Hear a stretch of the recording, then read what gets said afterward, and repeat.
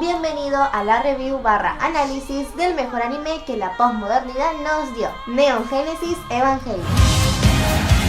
Hola, yo soy Lola de Creepy Cookie, la chica con orejas que habla de la tendencia. En este video el guión dice que voy a hablar sobre el anime de los erizos y jugo de naranja. Así que bueno, es así. La historia transcurre en una distopia post-apocalíptica 15 años después de que en la Tierra se diera un fenómeno, al que la humanidad llamó Segundo Impacto. Este ocasionó el derretimiento de la Antártida, desatando un desencadenamiento de fenómenos naturales que eliminaron a más de la mitad de la vida en el planeta. Es decir, murió más de la mitad de los seres humanos del mundo y muchos animalitos. Prácticamente es lo mismo que va a pasar en un futuro a causa de eso que llaman calentamiento global. El protagonista de la historia es Shinji Ikari, un chico tímido de 14 años, que es manipulado por su padre para pilotear un robot gigante llamado Eva. ¡Un rostro enorme! No sé si fue tan manipulado. El tema es que él viaja para verlo después de no sé cuántos años, justo en el momento en el que un monstruo gigante está atacando a la ciudad. Y cuando llega, el mismo padre que lo abandonó hace muchos años atrás le pide que se suba a ese robot. Porque ahora me puede ser útil. Como se ve que Shinji es un niño al que no le gustaban los animes de mechas, le dijo que no. El padre acepta su decisión, y entonces ordenó que subieran a una chica llamada Rei.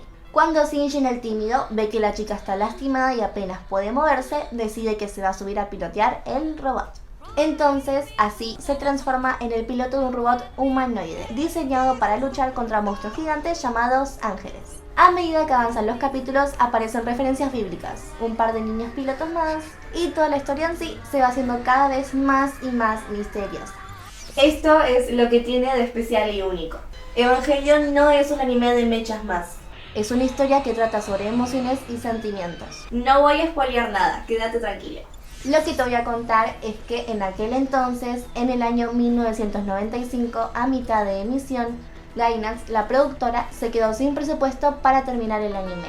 Como resultaba que los dueños de esta empresa eran un grupo de amigos otakus que estaban más interesados en hacer ecchi que planificar correctamente la distribución del capital de la empresa, decidieron seguir adelante con todos los recursos que le quedaban. En este punto es que el escritor y director Hideaki Anno se lució. Empezó a poner sombras para no animar las bocas. Recicló animaciones ya hechas en capítulos anteriores, incorporando flashback. Empezó a diseñar escenas con fotogramas más largos. Y, lo más importante de todo, ignoró la historia de los robots gigantes y se concentró más que nada en mostrarnos la introspección de nuestro niño protagonista, ya que Hideaki Anno, quien pasaba por una depresión en ese momento, reflejó principalmente en Shinji Ikari todos los pensamientos y sentimientos que pasaban por su cabeza. Así es como Evangelion se transformó totalmente en un thriller psicológico, en donde la psiquis de los personajes es el elemento protagonista, lo que se percibe como un cambio de ritmo, con momentos en los que da la sensación de que la historia de los robots y los ángeles avanza con baches en el medio, a base de muy pocos diálogos que, si bien dan cierta información, terminan dejando más preguntas que respuestas. En su tramo final se dice poco,